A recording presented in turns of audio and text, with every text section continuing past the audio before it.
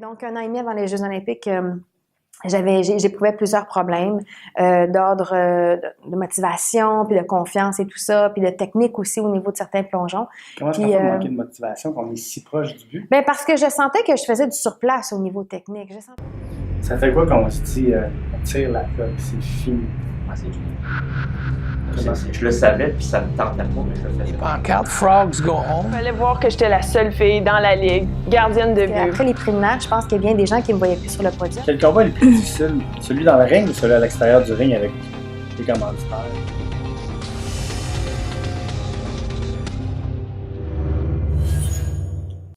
Ton idole de jeunesse, c'était Nadia Comaneci. Qu'est-ce qu'elle avait, elle, de particulier que les autres avaient peut-être pas? Bien, en fait, là, ça aussi, ça remonte à très loin. Là. Les premières fois, je devais avoir 4, 5, 6 ans. Les premières fois que j'ai vu des images d'archives d'elle à la télévision, parce que, bon, on sait, elle avait remporté plusieurs médailles aux Jeux olympiques de Montréal en 76. Notre parfaite. Oui, Notre parfaite. Ça avait créé une page d'histoire. Puis moi, à l'époque, en 76, je suis née en 73. Alors, j'avais 2 ans et demi à l'été. Je suis née en décembre. Alors, j'ai vu des images d'archives plus tard d'elle. Et je peux pas, j'ai eu comme un coup de foudre, là, de me dire, moi, je veux ressembler à cette personne-là. Je veux ressembler à cette petite fille-là. Donc, j'ai voulu faire de la gymnastique d'abord et avant tout. Avoir les mêmes maillots, les mêmes léotards, avoir la même couette, avoir le même ruban dans les cheveux. Le gros ruban, c'est un genre c'est un truc blanc, là. En tout cas, elle avait mis un gros pompon, si tu veux, sur la couette. Puis elle saluait les gens, puis elle était parfaite. Alors, je pense que c'est là qu'a commencé mon obsession de la perfection. Et je pense que j'ai longtemps couru après la perfection, que ce soit en natation quand j'étais toute petite pour la technique, ensuite en gymnastique. Et j'ai commencé le plongeon à 13 ans. Et le plongeon, c'est bien un sport où on vise la perfection aussi, la note parfaite de 10. C'est bien le plongeon aussi. Alors, ça m'a poursuivi, puis elle m'a inspirée durant toutes les années de ma carrière. Même quand j'ai voulu abandonner, c'est arrivé des moments où j'ai été en panne d'inspiration puis de motivation. Puis je pensais à Nadia Comaneci, puis je me disais, elle a fighté, tu sais, elle s'est battue dans des conditions probablement beaucoup plus difficiles en Roumanie que moi ici au Québec. Alors, je me disais qu'il fallait que je me lève le matin parce que les Chinoises, les Russes, les Roumaines allaient se lever, elles, le matin de l'autre côté de la boule, là. Elle allait pas avoir le choix de se lever pour aller s'entraîner. Fait que ça me motivait aussi beaucoup. Les Olympiques de 96, t'arrives là, t'as 22 ans. Comment tu te sens? Je me sens bien parce que le travail est fait. Je sens que j'ai tout donné, que je me suis engagée à 100%. Est-ce qu'il y a des doutes ou pas du tout? Mais tu sais, moi, je me concentrais vraiment d'y aller plongeon par plongeon, puis mon objectif, c'était de me battre jusqu'à la dernière seconde. J'arrêtais pas de me dire ça. Puis vraiment, c'est vraiment ça qui a fait la différence parce que j'ai eu des difficultés en préliminaire. En demi-finale, ça a été super bien, puis en finale, j'ai eu 4 excellents plongeons sur les 5. Donc, ça a été vraiment ma persévérance, je pense, mon attitude qui a fait la différence et mon entêtement, tu sais, mon caractère de cochon. Là. Ben, enfin, là, ça a payé. Ça a payé parce que, tu sais, j'y ai cru, moi, jusqu'à la dernière seconde. C'est vraiment ça. Puis oui, j'étais nerveuse, c'est sûr et certain. Tu sais, c'était le rêve de ma vie à l'époque parce que j'avais juste 22 ans, puis depuis que j'avais 4-5 ans que j'y rêvais. Fait que pour moi, ma vie, c'était juste ça. J'avais pas d'autres rêves qui venaient en priorité, là. C'était vraiment ça. Tu as gagné le 31 juillet 1996, mais avant de parler de la médaille, la journée que tu te lèves, tu sais que c'est aujourd'hui que ça se passe. C'est la journée la plus importante de ta vie. Comment de ma courte vie à cette époque-là. Mais quand même, comment tu fais pour l'adrénaline, la nervosité, comment tu fais pour composer avec tout ça? Mais en fait, j'avais fait quand même beaucoup de visualisation avant de partir pour les Jeux. Tu sais, c'est pas si nouveau, dans le sens que quand tu te lèves le matin, tu sais que tu as à refaire les mêmes plongeons. Il n'y a pas de nouveauté, tu comprends? Les plongeons, tu les as répétés ad nauseam, bien souvent. Tu connais ta liste de plongeons. Donc, tu as un job à faire, tu as une mission à remplir. Il faut que tu te concentres sur ta technique. Il faut pas que tu changes rien. L'avant-veille, j'avais vraiment très, très mal dormi. Là, j'avais un peu mieux dormi. Mais t'as pas un sommeil, là, tu sais, tu dors pas comme un bébé, en tout cas, je vais parler pour moi. J'ai pas dormi comme un bébé, là, tu sais, pendant 12 heures de temps, là. Tu sais, tu te réveilles, tu te tournes de bord dans la nuit, puis évidemment, tu te dis, tu regardes ton cadran, puis tu te dis, waouh, tu sais, ça arrive, là, c'est bientôt, le jour J. Mais t'essaies quand même de relativiser et de dire, regarde, sais, moi, j'ai travaillé, j'essaie de m'enlever de la pression en me disant, j'ai tout donné ce que j'avais à donner. Moi, je savais que je pouvais gagner une médaille olympique, certainement.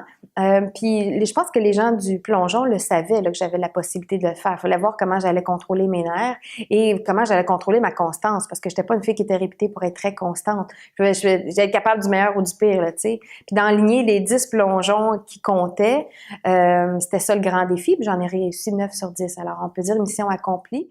Tu sais, d'y avoir cru peut-être envers et contre tous, parce qu'après les préliminaires, je pense qu'il y a bien des gens qui me voyaient plus sur le podium, parce que quand tu fais un sport qui est jugé, si tu donnes une mauvaise impression en préliminaire, bien souvent, c'est dur pour les juges. Non seulement c'est dur pour les juges de t'octroyer des super notes. Peut-être oublier ce qui s'est passé avant. Exactement. Puis en plus, tu sais, tu repars aussi. Quand je suis partie de la finale, j'étais la première à plonger. Puis il y en avait 11 encore, en principe, meilleurs que moi, tu sais, parce que tu passes l'ordre inverse. Alors ça, c'est très désavantageux. Tu sais, si moi, comme par exemple, mon deuxième plongeon qui était vraiment excellent, dans mon livre à moi, ça méritait comme un 8.5 au moins. Puis je pense que j'ai eu des 7, 7.5. Pourquoi? Parce qu'ils se donnent une marge de manœuvre, les juges, parce qu'il y en a encore 11 à passer qui pourraient le réussir encore mieux que moi. Alors s'ils me donnent 9, 9.5, peut-être pas 9.5 qu'il aurait pu, mais mettons, il aurait pu me donner 8.5, 9. Là, après ça, tu sais, c'est...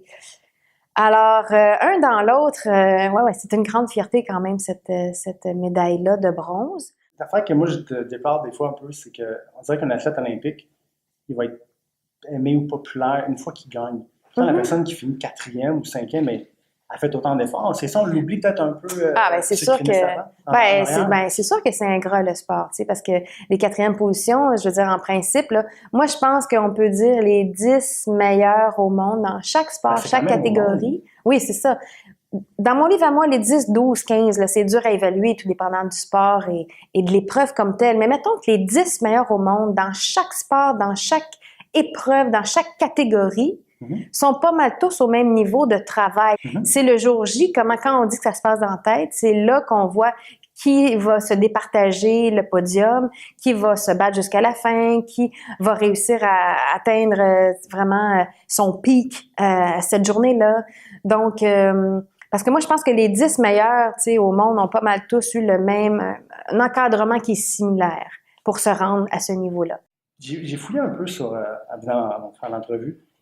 Je sais pas pourquoi il y a eu juste Annie Petit, une seule présence aux Jeux olympiques. Pourquoi j'ai pas réussi à le trouver? C'était lui qui a mal fouillé? Ou... Non, parce que peut-être parce qu'on m'a pas posé la question. C'est souvent parce qu'à l'époque, hein, ça fait déjà 22 ans, tu sais, Sylvie Bernier avait pris sa retraite à 20 ans, après un Jeux olympiques, après les Jeux de Los Angeles en 84. Moi, j'avais 22, j'avais fait Atlanta, j'avais fait les championnats du monde, j'avais gagné les Jeux du Commonwealth, j'avais gagné les Jeux panaméricains aussi. J'avais remporté des médailles un peu partout au niveau international. Puis moi, mon grand rêve, c'est de monter sur le podium olympique. La marche du podium, bien évidemment, tous les athlètes, on veut toujours monter sur la plus haute marche, mais quand tu vis un entraînement de 15 ans, puis un investissement tel, peu importe la marche du podium, tu réalises que je pense que tu es aussi heureuse. En tout cas, moi, j'étais aussi heureuse. J'aurais pas été plus heureuse de remporter la médaille d'argent ou peut-être la médaille d'or. La médaille d'or, c'était un petit plus, j'avoue. Mais pourquoi j'ai arrêté? C'est que j'avais une entente avec mon entraîneur Donald Dion qui était sorti de sa retraite d'entraîneur. Pour s'occuper de toi? Pour s'occuper de moi pendant le dernier sprint final, la dernière année et demie de ma carrière. Pourquoi? Parce que ça avait été mon premier entraîneur à l'âge de 13 ans. C'est lui qui m'avait donné la passion du plongeon. J'avais une grande confiance en lui, une très grande complicité aussi. Tu sais, je m'entendais vraiment bien avec lui. On faisait un super team, une super équipe. Puis donc, 1 an et demi avant les Jeux olympiques, j'éprouvais plusieurs problèmes d'ordre de motivation, puis de confiance et tout ça, puis de technique aussi au niveau de certains plongeons. Comment est-ce qu'on peut manquer de motivation quand on est si proche du but? Bien, parce que je sentais que je faisais du surplace au niveau technique. Je sentais qu'il me manquait, ma technique était très, très inconstante. T'es pas toujours heureuse, tu sais, sur le bord d'une piscine. Puis, tu sais, quand tu fais ça tous les jours, je m'entraînais 35 heures par semaine en moyenne. C'est beaucoup d'heures, ça.